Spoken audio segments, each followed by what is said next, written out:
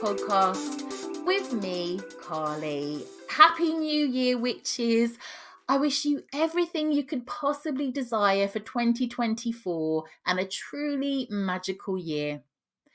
On today's episode, I'm talking with Emma Griffin, the author of the stunning book, Find Your Soul Path, where we will be discussing daily rituals, sacred cacao practices, the sacred home, and grief. But to kick things off today, we have our book review, and our book is Blood and Honey, a Heathen Prayer Book by Danielle Dulsky. I absolutely love this new read from my favourite witchy author. This is such a different book from her others, and in other respects it isn't. Let me explain. If you love the stories and creative writing that flows throughout Danielle's work you have read so far, I truly think you will adore this book. Here is the book's blurb. This witch's devotional is a collection of nature-inspired prayers, mythic incantations, stories, and pagan poetry that can be enjoyed slowly or all at once. It will resonate with anyone looking to soothe the wounds of modernity with eco-devotional language, spell work, and daily spiritual nourishment. Danielle Dulsky speaks to the expanding movement of those returning to slow, simple living and cultivating an earth-inspired, sustainable existence. Organised around 13 archetypes and their themes, ranging from the mountain mage, solitude, and bone witch, grievers, to the heathen queen, empowerment, and shepherd, nurturing. Bones and Honey will carry you to the third road, the unforeseen way that arises from the tension of opposites. The book is split into different sections, so you can literally start anywhere. There are sections such as the Book of Wild Lovers, prayers for lust, seduction, and majestic relatedness. The Book of the Bone Witch, prayers for grievers, death walkers, and shadowkin. The Book of the Heathen Queen, prayers for empowerment, sovereignty, and truth-telling.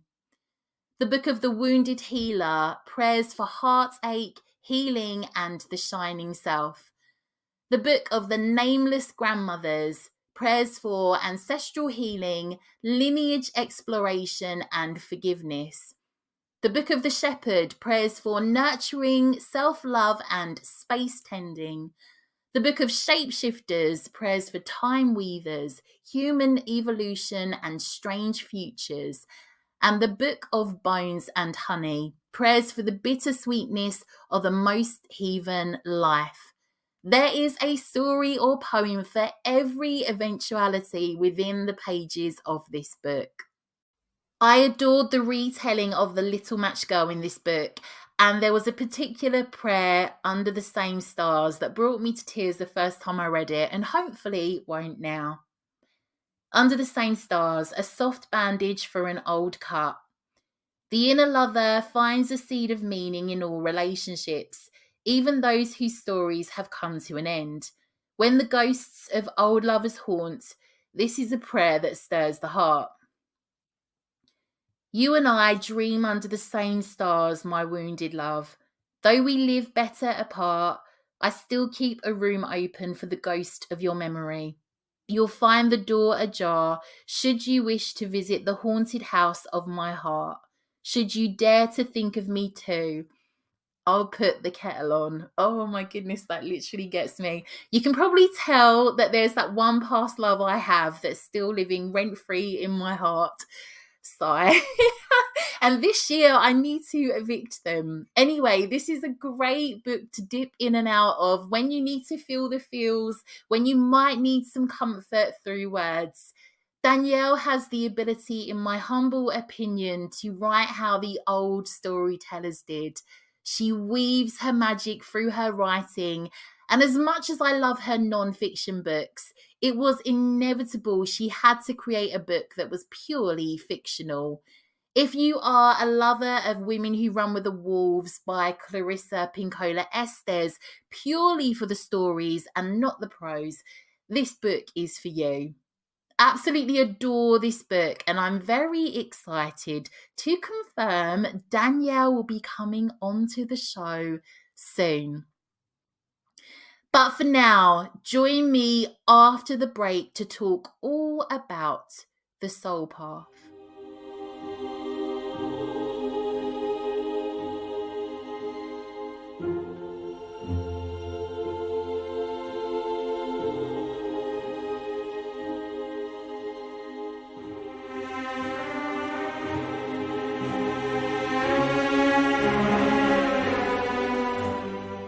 Welcome back.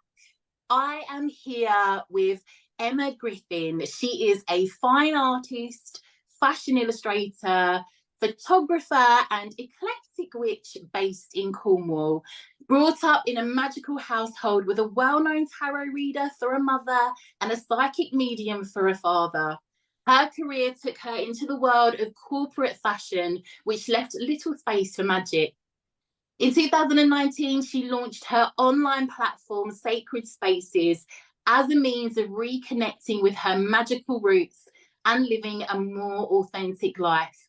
Since then, she has amassed over 80,000 followers on Instagram and built a reputation as a modern-day sage. Emma believes in looking within to harness the power of intuition and is the perfect guide for all those looking to do the same. Welcome to the show, Emma. Hi, thank you. Thank you for asking me on. I'm so excited to get into this. Your book, Find Your Soul Path, Discover the Magical Life Within, is absolutely stunning. I love Thank you so it. much. Thank you so much. It's been amazing. I can so see from your background the influences it's had with the aesthetic, the photos, the information. Such a stunning book. And Thank coming you. back to your book, I loved the introduction. So you gave such insight into your background, and there's lots that I kind of said in the bio in regards to your background as well that I can't wait to get into. So you gave such insight into your background and journey to finding your own soul path. Yes. Are you happy to talk us through some of these key Yeah. experiences and what led you to write Find Your Soul Path? Obviously, as you've mentioned, I've been brought up with a magical family. My mum was a witch, and my dad taught me spirituality. So it's in my childhood, and that's all I really knew. And then over the years, I kept trying to put my sort of speaking to the dead or doing any of the witchy stuff sort of hidden because everyone was sort of judging me. People thought it was a bit weird and obviously thought my parents were a bit strange. So I kind of learned to try and put it away. But then it's pretty hard because wherever you go, I would connect to spirit and it was difficult to really hold that back. So I just tried to keep it quiet and didn't really tell anybody. And then in 2019, I lost my father. And then my mum told me she had cancer a couple of months after. And I decided, I really needed to hold space for her to have her cancer treatment. We had done Reiki together many years ago. And because I was working as a editor or photographer at the time, I thought, I need to hire a space so that I can make it comfortable for her and really just give her healing. So I did that in 2019, and because I was paying rent on this studio public, so I was splitting my time with photography and healing. And then my mum passed in 2020, and she always told me to keep the word witch quiet because you would get persecuted and judged and mocked and stuff. So she actually was ill at home, so I moved into her home for her last 8 days. And when I came to her home, I put on her pentagram, which is what I always wear now, which people obviously see on Instagram, and I haven't taken it off. And I wear that with pride. And I decided to, right, I'm going to step fully into social media and just share everything that I've learned. And everything Mum said about being persecuted, it was being the complete opposite. Everyone has been just so lovely, and I've been really surprised that people are actually interested in what I do. And then when Lizzie, my editor, found me on Instagram and said, have you ever thought about writing a book? I had never really crossed my mind at all. I just thought, oh, because I'm very dyslexic and I actually haven't read a book, I didn't think that would actually be on my path. So when she asked me, I was really thrilled. It was a pinch me moment. So that really was the turning point, really, of how I decided to write this book. But finding myself path has all been through going through dark times and discovering who I am and how to help my health and mental health and become the person I am today. Oh my goodness, what a story. I love that. It's so funny as well, you saying that, because I resonate with, did you almost feel like you were surprised at what your soul path sort of ended up being? Was it Yeah. really, yeah, the opposite of what you could have imagined doing? Yeah, and never this. I thought I was just going to carry on doing photography. I mean, I'm very creative and I loved doing the photography. And I remember crying, saying to my husband, oh, the more I start sharing the witchy side, I'm probably going to lose my clients on the photography. And I did lose clients, but the universe kind of like opened up this space for me to say, right, yeah, this is your authentic self, this is what you should be doing. And then I could do the photography for myself instead of having to doing it Mm. for other people. So I actually fell in love with the photography more. And it's almost like what you've, those kind of lives in a life that you've had with work and so on, Yeah. they all complement, they absolutely complement what you're doing now, even though it's not what Yes. you were meant to carry on with. Yeah, Yeah. absolutely. Yeah. And I always teach that with people. I always say that everything has not been a waste because it always leads you to the point of where you are now. You just got to recognize those things. I really resonate with that, because it's Mm. really funny. So I kind of fell into doing the podcast and other other aspects of work that I do. So I always worked in recruitment, and it Mm. wasn't kind of, didn't set my soul on fire, but I love the people aspects of it and getting to Yeah. connect with people. And I kind of feel like, obviously I did, I interview people and I did all these things Yeah. to connect with people about where they wanted to be and what they wanted to do in life. And Yeah. although it's not what I wanted to, I don't want to continue ever kind of going back into that field, but I can really see, like you, how it helped Yeah. me do Why you it did it. now. Yeah. Yeah. Yeah. And you sometimes the learned a universe lot. sometimes the universe sets you on a really funny little trajectory to get to where Yes. you're meant to be, and you look back and you're like, oh, it makes so much sense now. Yeah. Life is funny, honestly. Yeah. Yeah. So as we, this is, kind of, I guess, on, we've had the witches new year, but I feel like a lot of us Mm. still will be moving into 2024, taking inventory in respect of our day-to-day routines and rituals. And your Yeah. book, I mean, before we got onto this interview, I was saying, you really inspired me so much with your routines. Can you talk us through some of the routines you're happy to share, and perhaps some of the benefits that we can find in setting and honouring our own? Yeah. I think I need to have, well, I feel deep inside my soul that I need to have a spiritual practice, so a magical practice. And I do need to have that daily, but obviously life can be really busy. So lots of people beat themselves up if they can't stick to something. And I am a queen of procrastination and I get bored of routine. So I like to make sure I mix things up. So I really stick at a practice Monday to Friday because I think that's more achievable. And then the weekends I can, if I want to do a practice, then I will do. It's Mm. more relaxed. I'm really sort of, well, the main thing for me is meditation. So I like to connect to myself and I will sit down and I will meditate, whether that is sometimes 5 minutes to 10 minutes to 20 minutes, doesn't really matter. I just sort of go with what my body needs at that time. I do a lot of journaling because that's helped me throughout my life, really, to really process my feelings and thoughts. And also, that's where I get all my captions from my Instagram. That's where I write down all my downloads that I receive from my spiritual team and stuff. So, journaling is really important for me. And then I would just shuffle an oracle deck that I'm drawn to and probably just pull one card. And that normally relates to either what I've just journaled about or what I've just seen or experienced in meditation. So that's my non-negotiable practice. Obviously, because I work from home and I'm connecting with people all over the world and I'm working with different dimensional energies, the energy in my home is so, so important to me. So I'm cleansing my home a lot. I'm making sure everything's clean and just feels nice, which I know you want to talk to me about. Um, but yeah, they are my main practices. And obviously I do have cacao as well.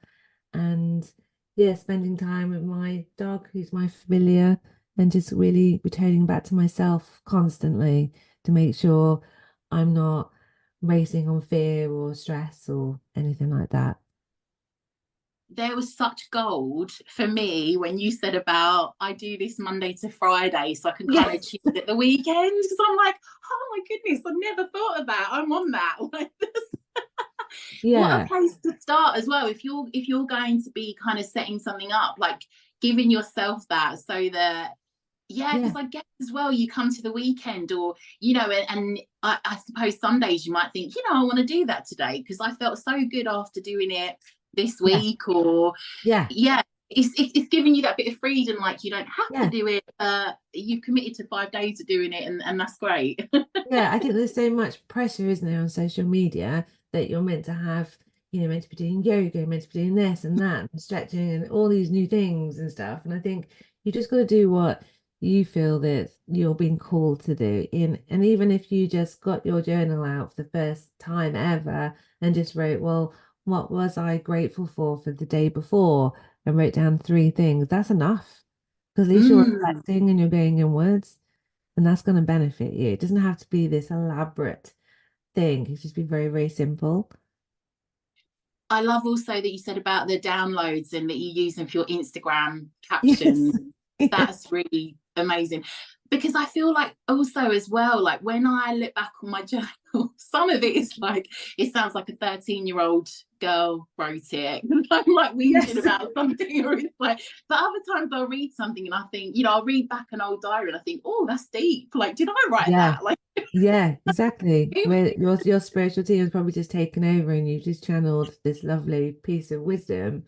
I like to yeah. use that because I always think, oh, that could help someone else. So I will share that. Absolutely, I love that. And actually, you touched on one of your routines, because you really so something you got me onto that I want to try is the cacao set. I've never Yeah. pronounced it properly. Section of your Cacao. book. Yeah. Cacao is a Yeah. topic we've never discussed on the podcast. Oh, really? Yeah, we've never Yeah. gotten into it. I don't know why. It's just not, it's just not come up. So Yeah. I'm very curious about your practice with it and perhaps some of Yeah. its benefits. Well, I use it more in like a weekly or sometimes, well, obviously, I don't like the routine. So sometimes it's every day, sometimes it's twice a week, or sometimes it's once a week, depending on what I feel. But I remember going years ago to a circle and I had some ceremonial cacao and I was so excited to try it because I love chocolate, as we all do. But it was so bitter and I just Mm. really couldn't stomach it. And I know lots of people don't actually like the ceremonial cacao. So you can have it as a block and then you would take shavings off and you would add that to water and then you would drink it like that. So what I wanted to do, because I had the studio at the time where I was holding space for my mum and started inviting people in, I thought it'd be really nice to have a drink that would open up my clients so they'd be able to talk to me more authentically and without fear. So doing research on cacao. Cacao will also open up your heart chakra. It has loads of health benefits. It will lower your blood pressure. It's a cancer fighting. It brings you joy. It's just what I call it a real hug in a mug. So I decided to add plant-based milk to mine, and I also add in a few herbs, which is my secret recipe. I can't share that because I actually sell my cacao, but it made it how I can describe it. It was just most, I don't know, most wholesome hot chocolate you've ever had. And it really did feel like a beautiful self-love moment. What I do with the cacao is once I've made it, I will have it in a very special mug. So even the mug that I absolutely love. And it literally just slows me down. So the whole thing of me drinking this drink, the whole entire time is a sacred pause. So it Mm. really do sort of lowers my blood pressure immediately. I light a white candle, I create a little tiny altar space on the floor, and I really will, every sip that I will take, ask questions to my soul. So it's a really a self-love moment, really, for me. That's how I use it in my practice. And when I do women's circles, I also then provide that for them as well. So then I would ask them questions as they're drinking their sacred cacao, and they would do journaling with me. So it is a sort of, yeah, a very feminine nudge back into your heart space. I definitely want to try this. So I'm going to ask where you. So I was going to ask you, Emma, where you source yours from, where you buy yours from. Well, I obviously make my own, which we've actually out of stocks. It's very, very popular, but we'll be bringing it back in the new year. So I will have some more in stock, probably end of January, February time. But I mean, I would try the ceremonial cow first. I would, go. I think even some lovely vegan cafes now will sell it. So I Mm. would look at any natural health store and try and get the highest grade that you can get possibly, and then really play around with if you want it with plant milk or if you want it with a natural sugar or anything like that. See what you feel that's more palatable for you. Well, I'll obviously link everything with Emma in the show notes so we can keep an Thank eye for when you. it comes out and we can buy some because I'm going to get on that. That sounds definitely something I'd like to incorporate into maybe my sort of weekly or Yeah, bi-weekly routine. yeah, I really appreciate your vulnerability in regards to speaking about your, kind of background and the journey in mm, regards to grief and the sections in your book on grief. This has been a really key discussion on the podcast of late and within my witchy community yeah, because the darker months are a time when grief can become very apparent for all yeah. manner of reasons. Could you shed any light on how you've approached grief that might offer some comfort or insight to our listeners? Yeah, I mean, grief's really hard. And obviously, I've lost both my parents, and grief can suddenly come up and sort of you'd be fine one day, and then suddenly bang in your face, you're crying over a memory, and it can really hurt Mm. inside. And really, for me, I've never been scared of death because obviously I've talked to thousands of dead people, so there's it never really has frightened me.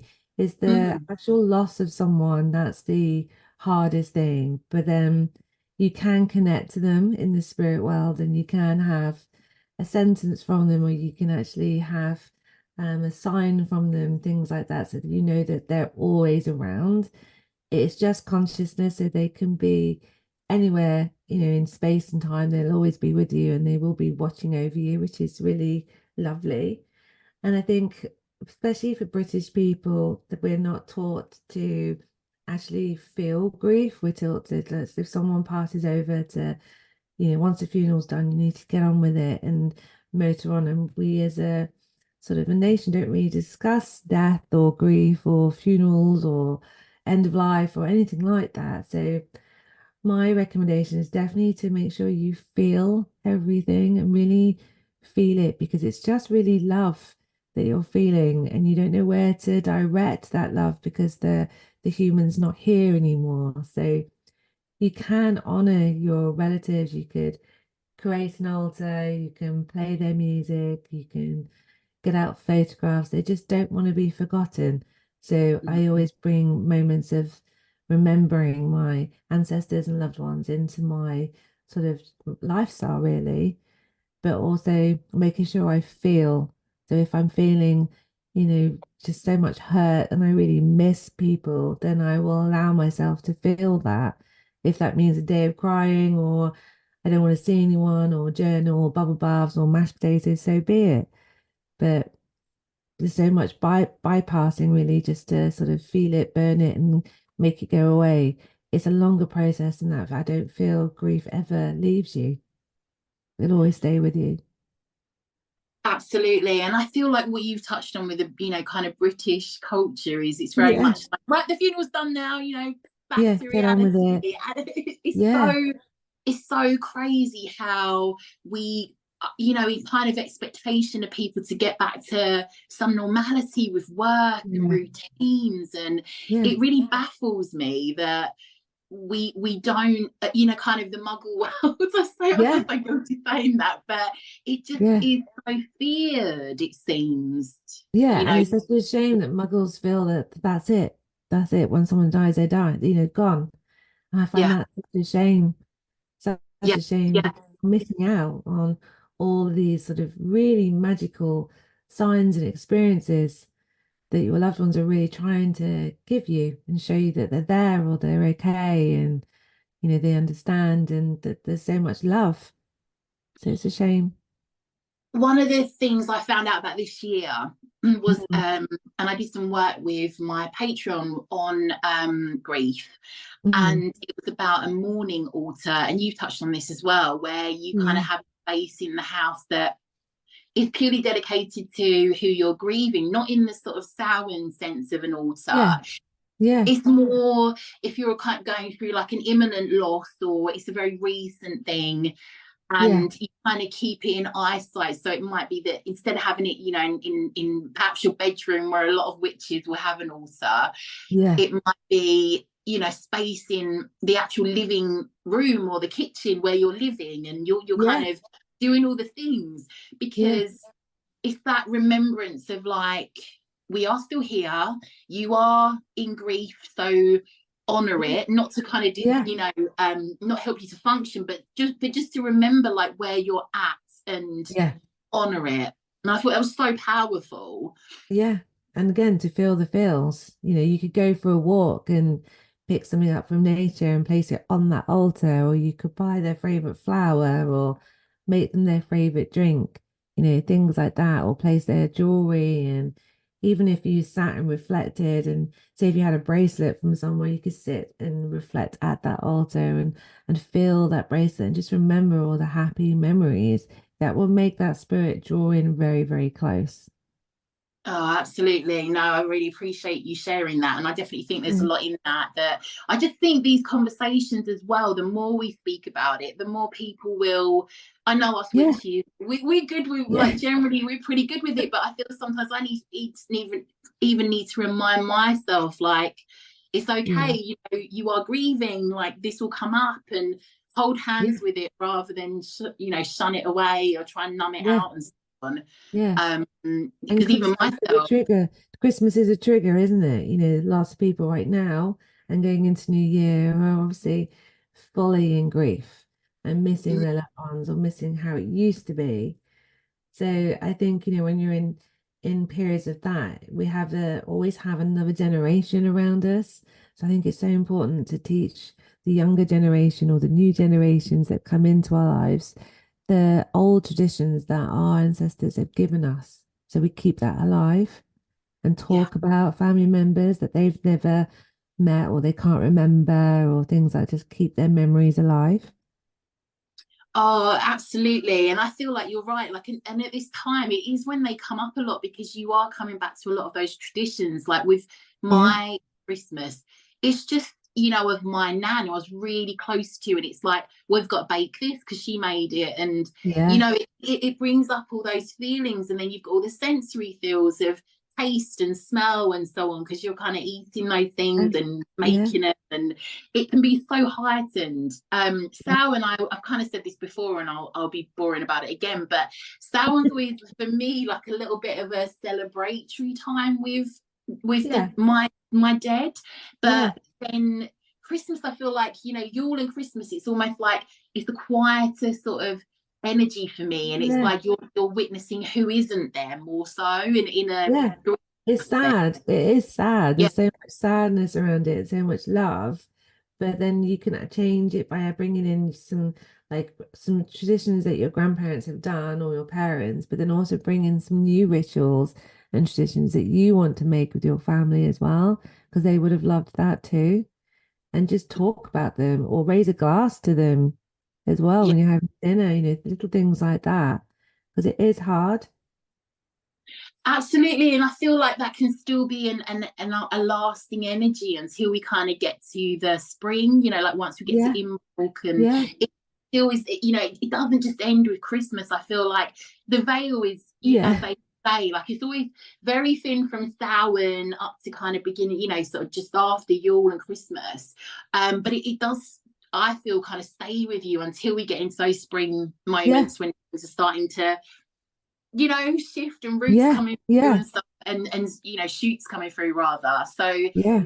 it's just honoring it, I think. Again, like Yeah, holding and it. I like the darker months. I know lots of people struggle with it, but I actually like it. I love anchoring in and staying indoors more and candles on and fairy lights and I'll probably keep the fairy lights up till probably spring because I I love like I like all of that sort of the magical like coziness feeling. I like the hot chocolates and the nice textures that you can have around your home to make you feel that you're more supported and held through this time.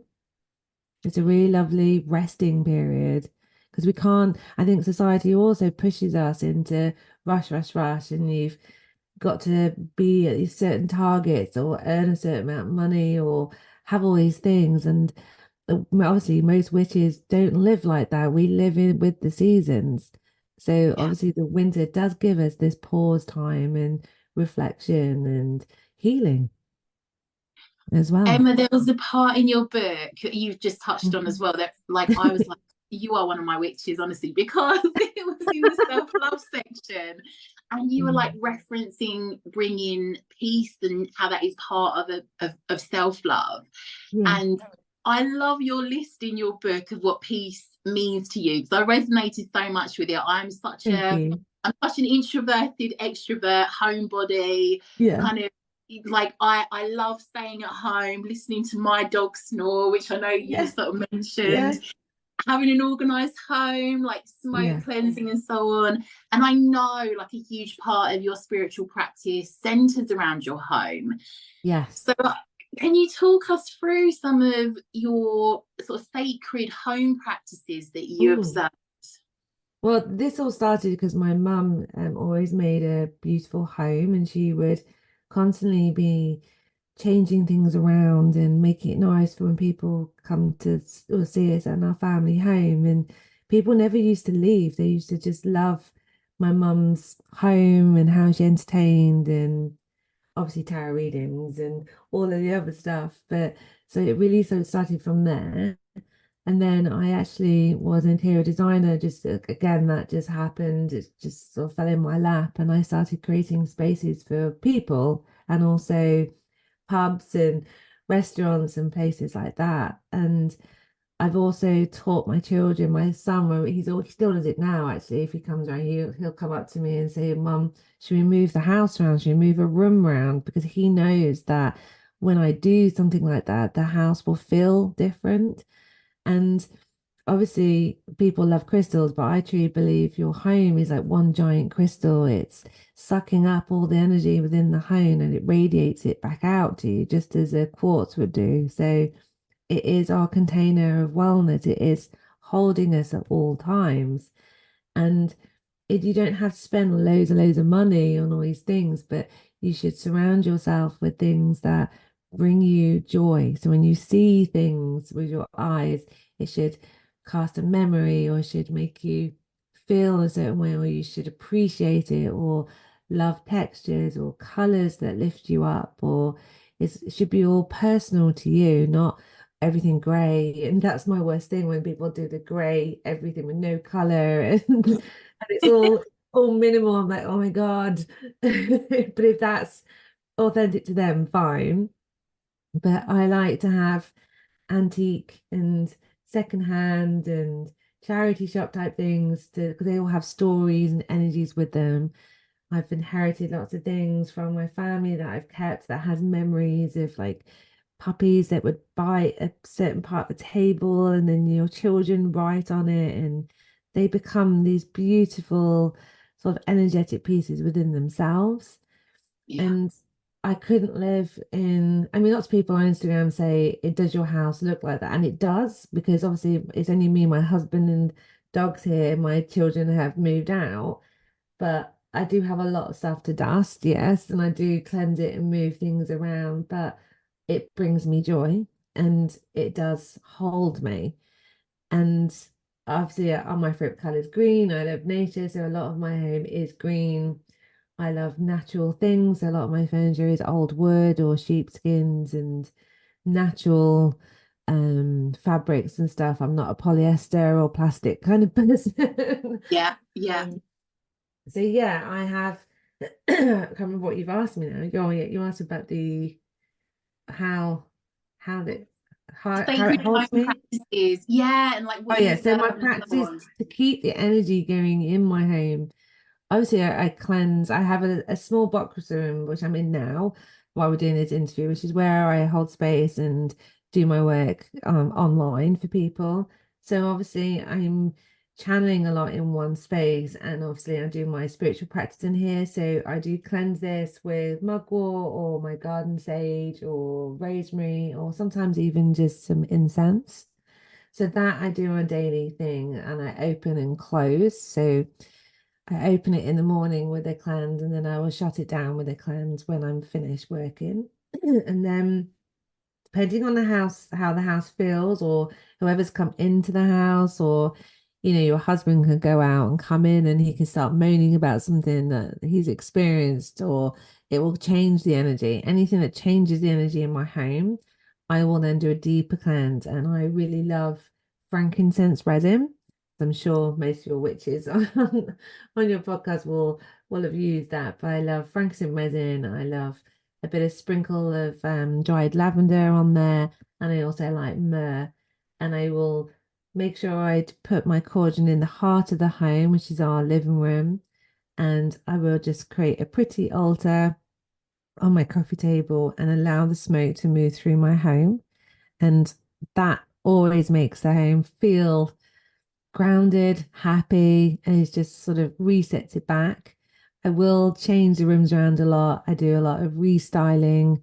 Obviously, we've got Christmas trees up at the moment, and I know we had a discussion before we start the podcast that I am looking forward to when we take all the Christmas stuff down and then you rejiggle everything around and you start to have this feeling of like getting ready for 2024 to come in. I really love that.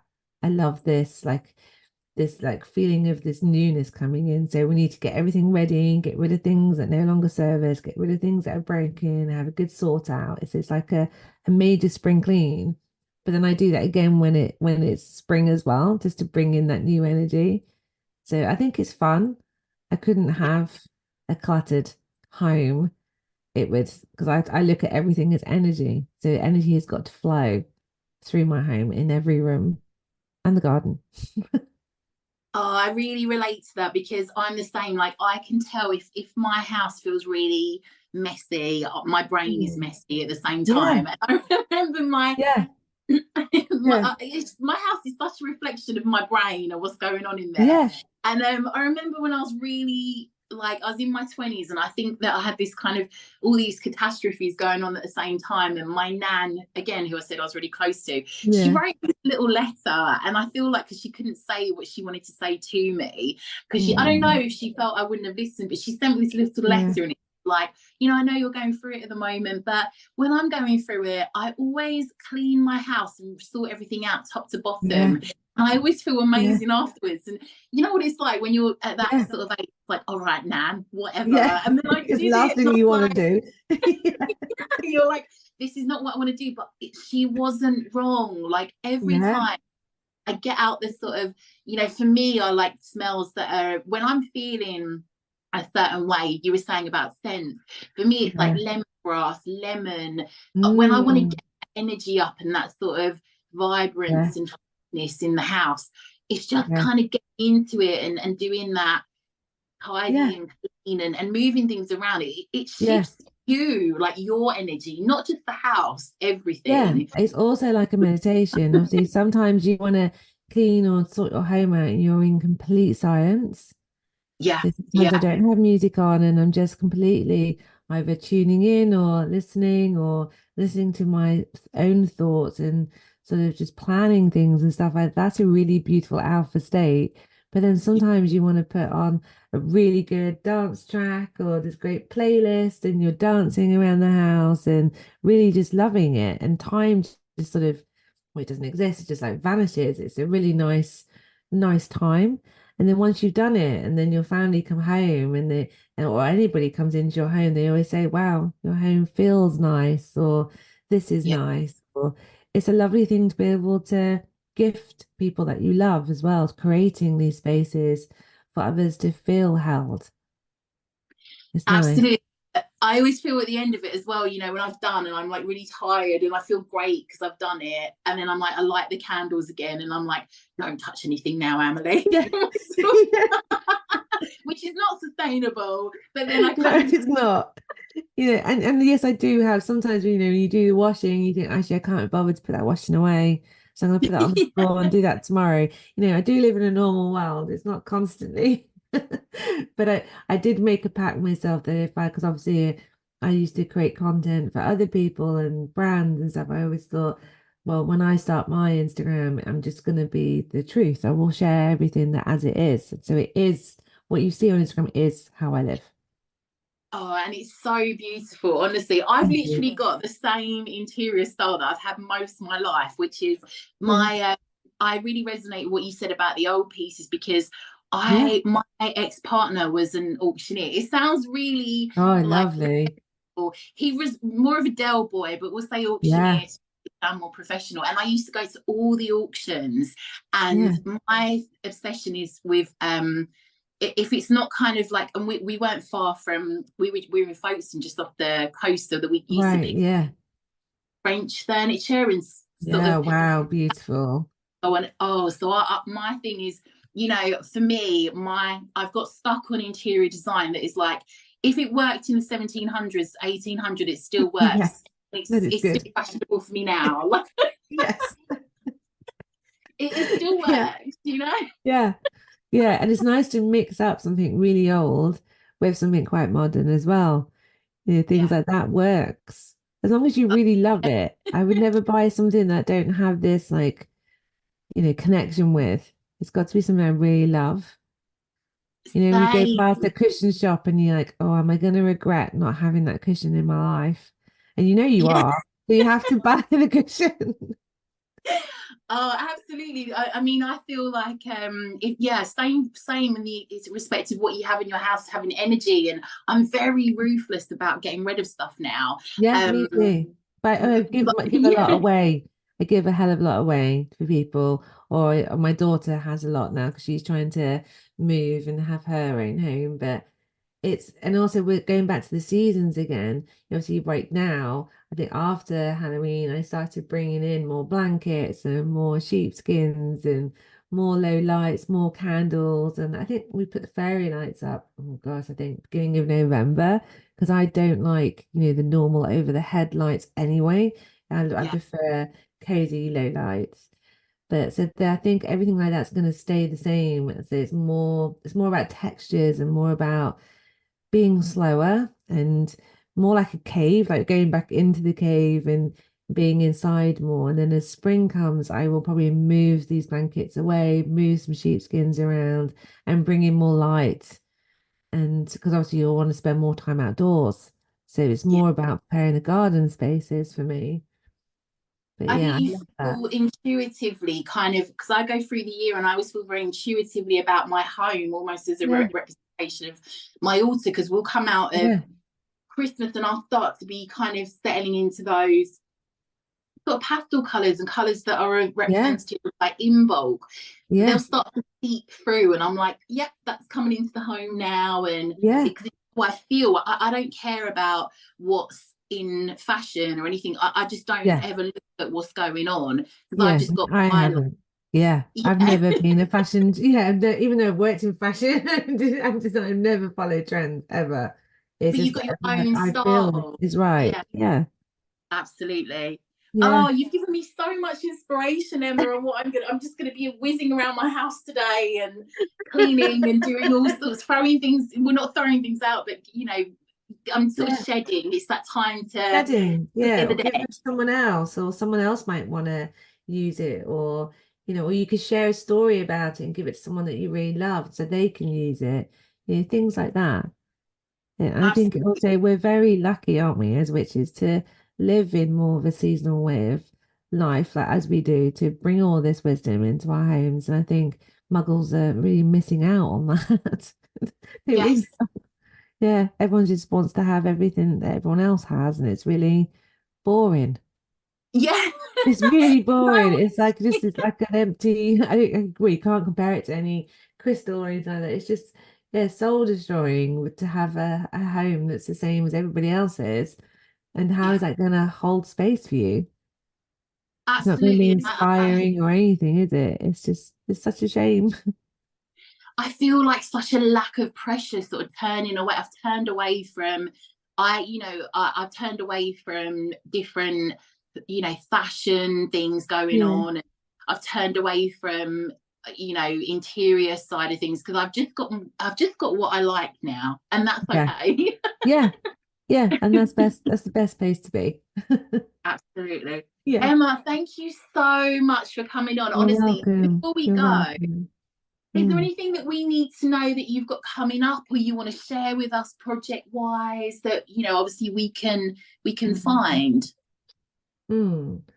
Well, next year I'm hoping to, because obviously when I started this Instagram, I wanted to be part of a community because I was really missing that in lockdown. So I thought because I have a lot of UK people that follow me, I am going to do some touring type events. So I'm hoping to probably head up to Edinburgh, Nottingham, Birmingham, London, and Bristol, and probably Glastonbury, I don't know yet, to do some sort of live workshops, interactive events, and just be among you all and be sort of so we can all like hug and chat and be a proper sisterhood. So I'm hoping to do that next year.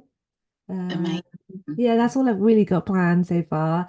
And obviously, I have got another book coming out well, I think it's October, but I'm not sure it's autumn next year. And yeah, that's my plans. That's huge. That's more than enough That's to keep huge. you going. That's what I was feeling into. I was like, oh, I just want to be with people. And I thought, how am I going to do that? And I thought the best thing to do is actually get on the road and actually sort of, yeah, create some workshops I can help people with. Oh, I'm so excited to see what you've got cooking up for next year, and Thank especially your you. book. Thank Again, you. Emma's book is beautiful, and I mean the photography, all of the ideas in here. There is so much, especially for all manner of types of witchcraft, but especially the sacred space or house witches, and Yeah. there's just so much in here. But it's absolutely beautiful, Emma. Thank you so Thank much for you. coming Thank on. you so much for asking me. Thank you.